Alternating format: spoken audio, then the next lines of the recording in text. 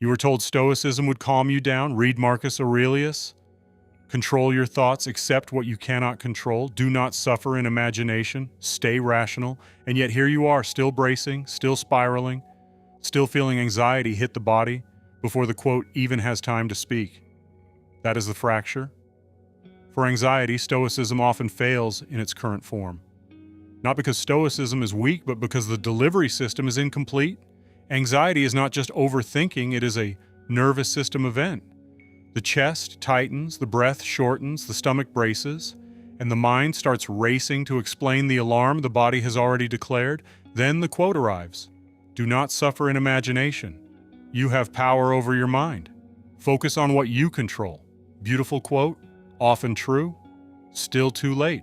Because when the nervous system is already flooded, the quote does not land as medicine, it lands as pressure. Now the person does not just feel anxious, they feel ashamed that they are still anxious. They think, I know the quote, so why can't I do it? Because the quote is right, but the hardware is offline. In an unregulated system, true wisdom can feel like accusation. In a regulated system, the same wisdom becomes usable. Recognition is not regulation. Recognition says, I understand the principle. Regulation says, my body can stay steady enough to live it when life presses on me. That is why so much modern Stoic content leaves people unchanged.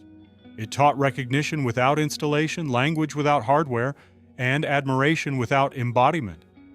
The ancient Stoics were not trying to perform wisdom. Marcus Aurelius was trying to remain governed under pressure. Seneca was writing about fear, loss, mortality, and instability. Stoicism was forged in pressure, not performance. That is why we are rebuilding the Stoic quotient. Stoicism 2.0, not a new philosophy, a new delivery system. AI for cleaner delivery, neuroscience for mechanism, Stoicism for judgment, roots, and self-government under pressure. Because if anxiety is a body event, then the body has to be part of the protocol, not as an optional add-on, but as the missing layer. This is where the crossover begins. Stop calling anxiety a failure of character. Start asking better questions. What is my body preparing for? What happens in my chest, throat, breath, and stomach before the thoughts accelerate? What leak is turning everyday life into internal emergency? Until you identify the leak, you are still guessing. Are you the oscillator? Are you a dopamine zombie?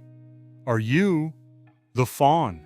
Different leaks, different failures, different repair paths. If your anxiety is built around attachment panic, that matters. If it is built around stimulation overload or conflict avoidance, that matters too. So no, the quote is not failing you. The installation never happened. If you are serious about real Stoicism, stop decorating the anxious mind with beautiful language and start building the nervous system that can actually live the truth under pressure. No? Take the free nervous system audit. Do not let fear keep you from the diagnosis. The first act of Stoicism is not quoting Marcus Aurelius, it is having the courage to see yourself clearly. We will identify the leak. You decide whether to step into the blueprint and repair it.